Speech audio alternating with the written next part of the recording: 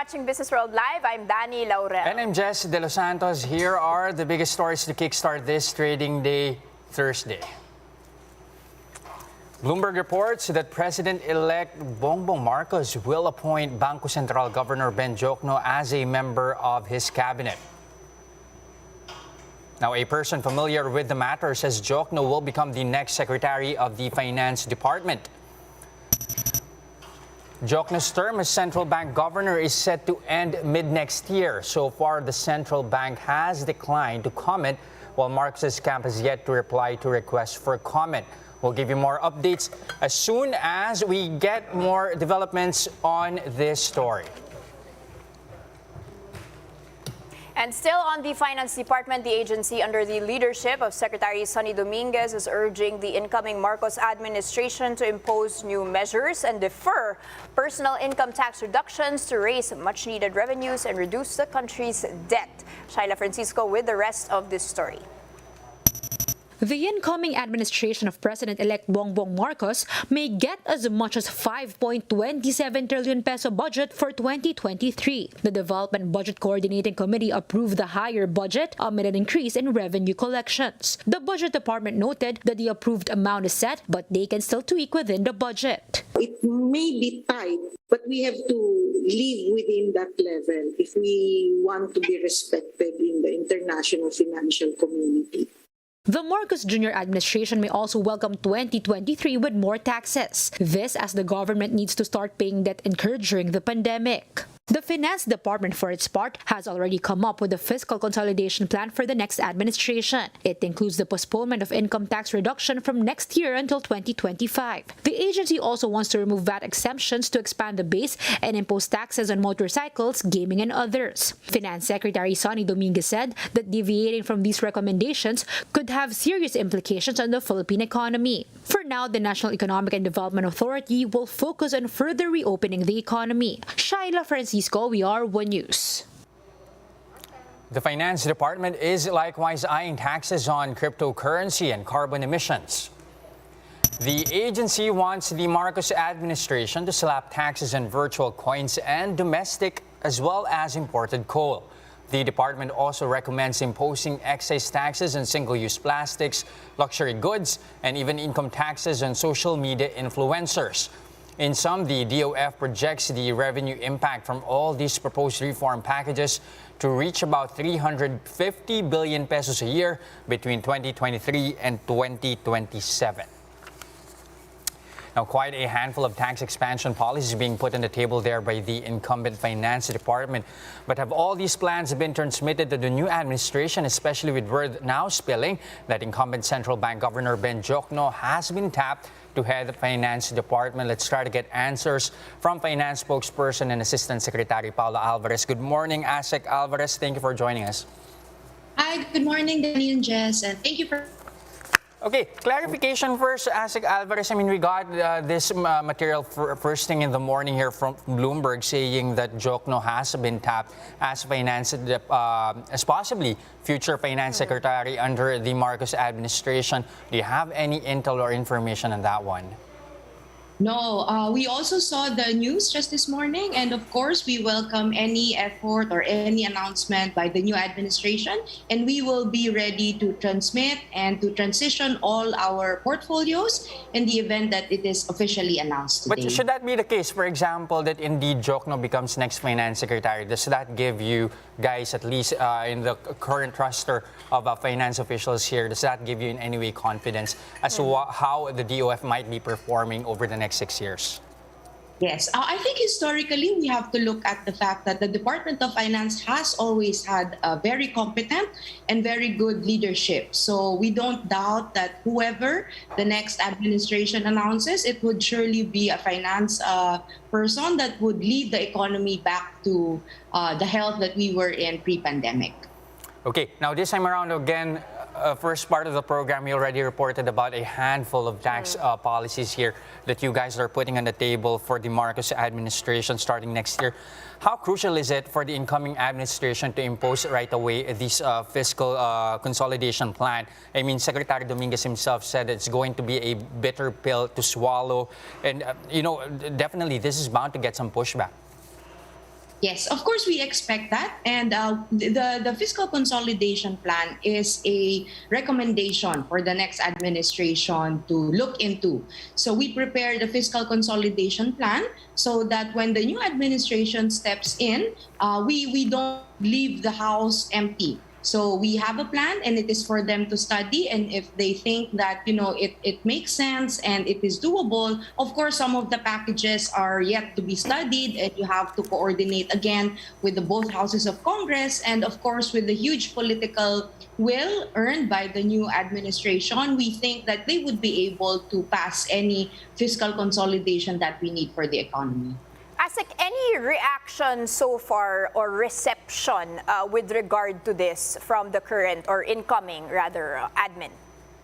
No, as of the moment, we have yet officially transmitted the documents because we are also waiting for the announcement of the next Secretary of Finance. But we have prepared everything that they need to know. Each of the departments within the Ministry of Finance or the Department of Finance has already have their summary, and we're ready to give a briefing for them to understand all of the portions of the fiscal consolidation and how the DOF has been performed.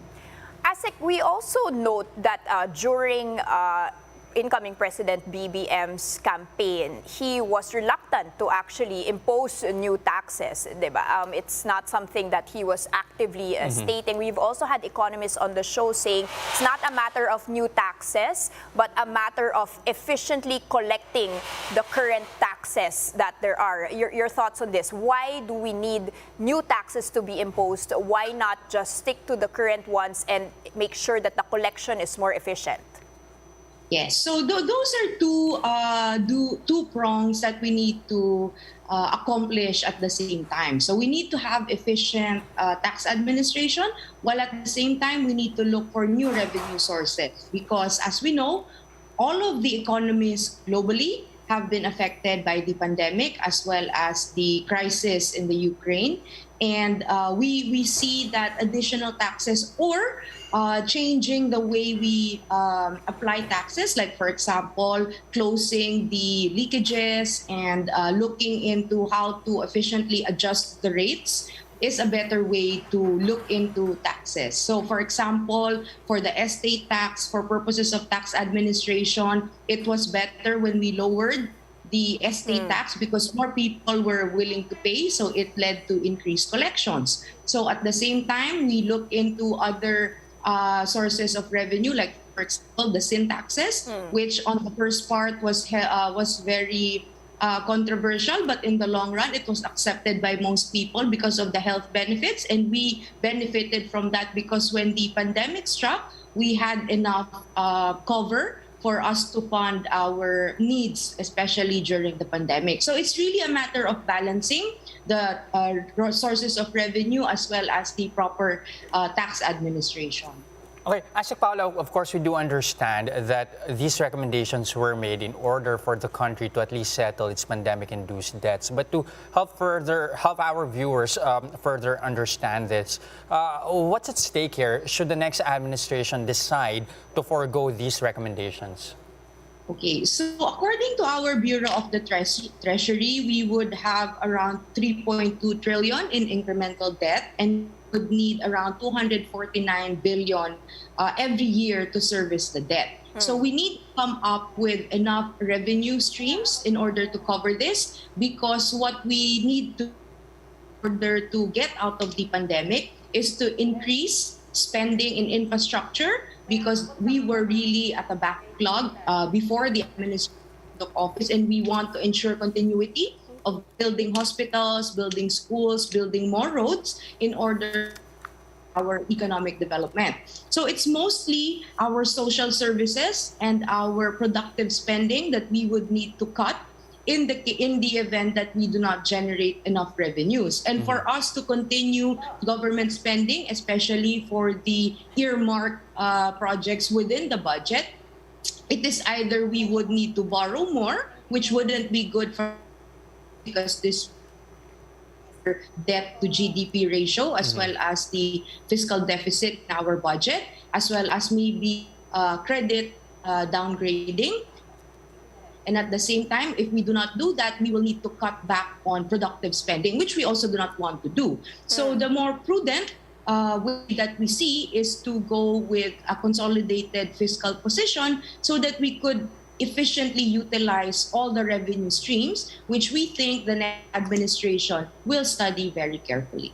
Okay, Asik, we also had one economist, I think it was Carlo Asuncion of Union Bank, stating to Businessworld, saying that, at the end of the day, if the industries get too affected by increased tax measures, that there is still the possibility that the government could give ayuda or stimulus to these industries. Wouldn't that just be counterproductive po? You're collecting and then providing stimulus din naman.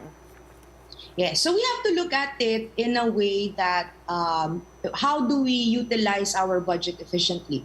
So for example, with the increasing price of fuel, what we did was to not remove the excise tax, but give subsidy to the most affected so that they could withstand the effects. So in this case, it's mostly the same. We need to look into which industries need productive investments so that we generate more jobs, and at the same time, which industries, for example, like your sabong or your vloggers or your, let's say, other tax revenue measures that are, for example, geared towards increasing health services. I think these taxable items would be more acceptable because they're not as sensitive as, for example, your other industries, which would be directly affected in terms of employment, in terms of drivers of inflation. So I think this is where the next administration will need to decide, like, how do they balance? And I think they will consider it very closely because, again, passing tax measures in Congress is not easy. You really need to work with the legislators, and of course, the legislators would each have their concerns as well. And as we saw during the train and during the CREATE hearings we had in Congress, we really had to work with them. Yusek Carl Chua, who is now the NEDA secretary, really had to stay in Congress to brief everyone and to explain each part of the tax measures that we were proposing. So with this, I think the public has that safety net that, all of these measures would really go through debates and discussion in both your houses of Congress. Sorry, Asik, just a clarification po. Is the Department of Finance open to tax relief still for the most affected and most vulnerable sectors? Yes, so currently what we prepared is a consolidated fiscal plan. So this is the plan that we see that the next administration can consider. But in terms of giving, for example, ayuda and all these other tax relief measures, it is of course for the next administration to consider, because as of the moment, we only have until 30th of June. And that's a very limited amount of time if we want to pass something meaningful at this moment. So it is really up to the next administration to decide on this. Okay, Asik Paula, like what you mentioned, there's going to be some pushback here on the consolidation plan. I mean, much of the contention, much of those who would criticize this would say that these policies or recommendations are actually anti-poor. I mean, for one, when it comes to personal income tax, are we at least reverting back to pre-train rates? And at the same time, why not consider Dow at least possibly imposing tax on the wealthy or the rich?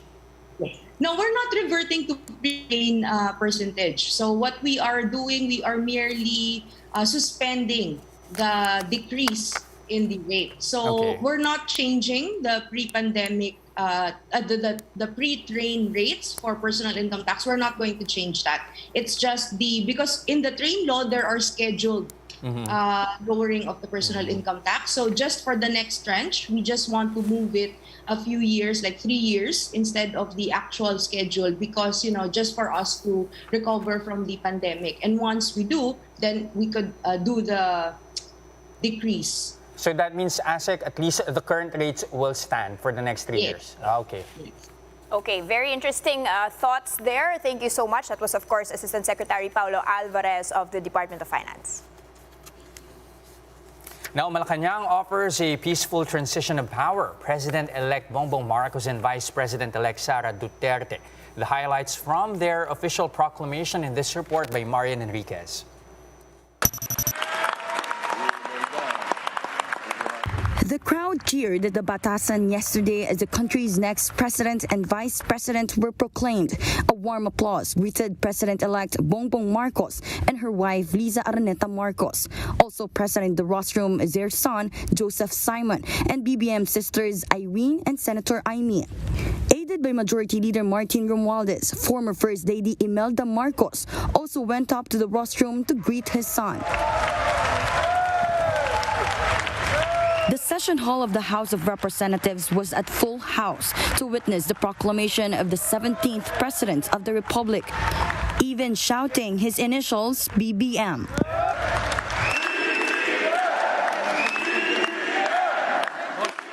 Marcos Jr. thanked the 31 million Filipinos who believed in him and his message of unity. I want to do well because when a president does well, the country does well. And I want to do well for this country.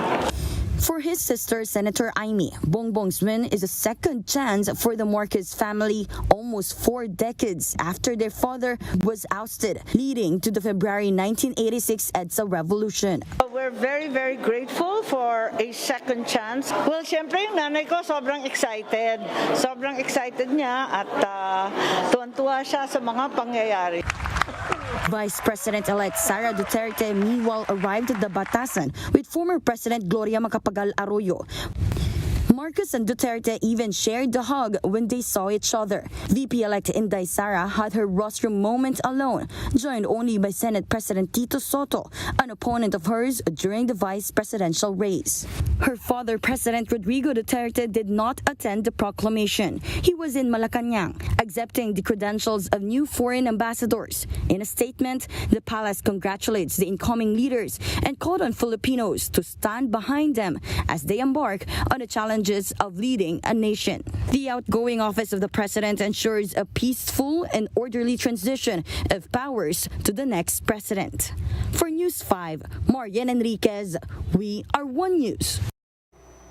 Now, economic managers need to get to work ASAP as the debts are mounting and are not going to pay for themselves. Here to give his 2 cents on what reforms are needed and when, we have Nikki Mapa, senior economist at ING. Hi, Nikki. Good morning. Thanks for having me back. All right, Nikki, we just had ASEC Paula of the DOF on the show. And your reaction to that bitter pill to swallow of a consolidated fiscal plan, is there really no other way? Yeah, well, I think the outgoing administration, at the very least, laid out a comprehensive roadmap on how to achieve fiscal consolidation. But as you noted, the debts are there. They piled up quite a bit, and there's no one else to pay for it but ourselves. So if the incoming administration would like to spend to revitalize the economy, then they're going to have to provide some fiscal consolidation, and that usually entails higher taxes. So hello taxes, and that generally, whenever you see higher taxes, you might see a impact on your consumption side as well as your investment. So it's something that we have to do. I think ASEC Alvarez also mentioned the need to keep or to continue fiscal consolidation to ensure that we don't get a credit ratings downgrade. So with the current level of debt we have, this is something we need. How then, Nikki, do you think we balance this? I mean, much of the contention, of course, would come from the idea that these plans or the recommendations might actually be anti-poor. How then do you provide at least a good balance here to protect the poorest of the poor? Yeah, well, I think ASEC Paolo was making a point that we're not going back to pre-train levels. What we're simply doing is deferring that decrease in income taxes. It's going to hurt. I think for the most part, it's going to hurt the middle class. I think the tax break that many of the middle class people were looking for, will be deferred. So that tax break that we're supposed to be getting is going to be set back. Income taxes for the lower income brackets are still zero. So at least they still enjoy that benefit. There's also talk of at least lowering the VAT rate if they're able to expand the VAT base. So that's one way to, I guess, balance it out. A lot of the new measures that they were mentioning, possible taxes on Netflix, possible taxes on cryptocurrency, transactions, possible taxes on gambling, I think, or gaming, as well as luxury items. So I think for the most part, they're going after certain segments of society. But yeah, these once again are just on the table. So it's up to the new administration to pick and choose which parts of this consolidation plan they want to push forward with. Nikki, pandemic notwithstanding, do you find that the train law reforms were actually effective in, let's say, distributing the wealth of the rich and taking away the burden from the poor when it comes to taxes? And is this a continuation of that? Is this a divergence from what they were trying to achieve, or just a postponement because of the, of course, pandemic-induced debts that we're in? Yeah, the train law is, of course, set into 4 parts. And if they had actually brought out train in its purest form, as I guess authored by outgoing Secretary Carl Chua, that would have been one way to really look to provide a little more equity in this environment. Even on taxation for something such as road vehicles, they had envisioned taxing luxury car segments extremely highly, and then giving a tax break for like subcompacts and the like. That didn't happen actually. When we had the final version of Train 1 come out, there were some tweaks that I guess weren't in keeping or in line with the original version of Train. So tax reform is important, and I think you have to give kudos to the outgoing administration for finally getting this off the ground and started. And actually they're like halfway there. Part of the consolidation plan that ASEC Paolo was mentioning was, I think, Train 4 and 3. So these are things that we have to continue if we want to finally complete the Train fiscal consolidation plan. Okay, now, Nikki, let's shift the conversation a bit here, especially when it comes to the incoming administration's economic team. I mean, finally, we have at least one name that's for sure going to take a spot there. You have Arsenio Balisacan to head NEDA, and then there's now word possibly of BSP Governor Ben Jokno heading the Finance Department. Your thoughts, at least, on that possible composition of the Finance Department? Is it going to be frictionless, as Jokno calls it? At least sparking confidence here for economists? Yeah, as the outgoing, rumored outgoing BSP governor mentioned, he was looking for a frictionless handover to the next administration.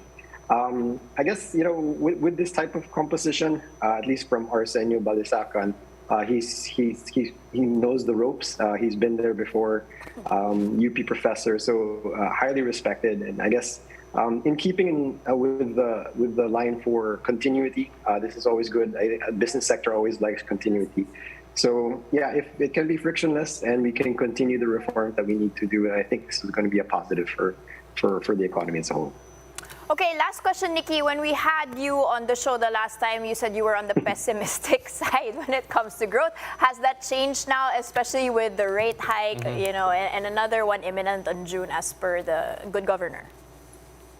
Yeah, well, we had a blowout first quarter GDP number, and I think the second quarter numbers will look great as well because of all the, election-related induced spending. But I think the second half of the year, and maybe going into next year, there are several challenges that we're going to have to face: higher inflation, rate hikes at the gates, as well as now possibly higher taxes. All these are likely to slow down some growth momentum. But yeah, once again, if we can play our cards right, despite the challenging landscape, then I guess we can still escape or find a way to grow at a robust pace. Still not as optimistic as 7 to 9%, but I'm right there at 6.5% now. 6.5%. Okay, still inching your way. Inching your way towards the target. But of course, big challenges and competent economic managers needed for those challenges. Thank you so much, ING Bank Senior Economist Nikki Mapa. Take care, stay safe. Bye. Now let's pause for a quick break, but coming right up after that, we'll check how the local bourse is moving this morning after the index managed to close near 6,600 yesterday. More of that and other stories when Business World Live returns. Stay with us.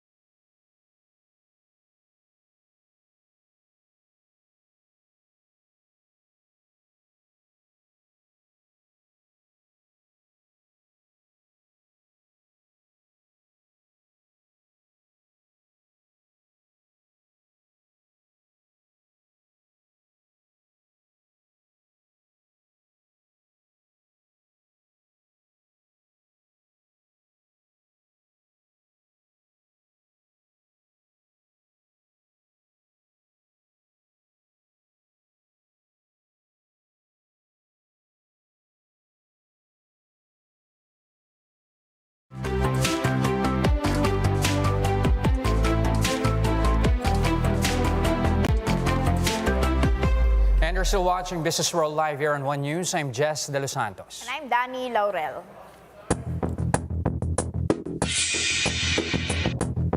All right, and so many things for the markets today, Jess, from fiscal consolidation by the DOF to the BSP governor moving to the cabinet. How are equities moving early in the trading day? All right, Jess. Well, I can't say that they are, celebrating at the moment. A lot of things still on the table, offshore issues as well. But you can see the composite down by 1/10 or close to 0.1%, still inching its way, still a little bit below 6,600. Only two sectors in the green here, services and industrials. And I did want to take a quick peek at properties or the REITs here. That's after you've got Phil REITs saying something very interesting, that outsourcing companies are actually looking at expanding. They said that the outsourcing sector will grow from 7 to 8% in the next 2 years as they expect workers to return to the office. RLC is saying that they're also receiving some inquiries for expansion, particularly in the provincial area. So something to digest here, especially for those looking at commercial property spaces. And you can see Philart up by 0.6 or 0.7%, trading at 7 pesos and 38 centavos. So just despite all of these moving parts, still some bright spots there. In particular, hopefully our outsourcing industry bouncing back and back on its feet very soon, Jess. And that wraps up our first look into the business day this Thursday, May 26, 2022. Join us again tomorrow at exactly 9:30 a.m. You can also catch us on Signal Play. Register for a free account now at www.signalplay.com and stream One News Live anytime, anywhere. I'm Jess De Los Santos. And I'm Danny Laurel. Mask on, wash hands, stay safe, Philippines. We are One News.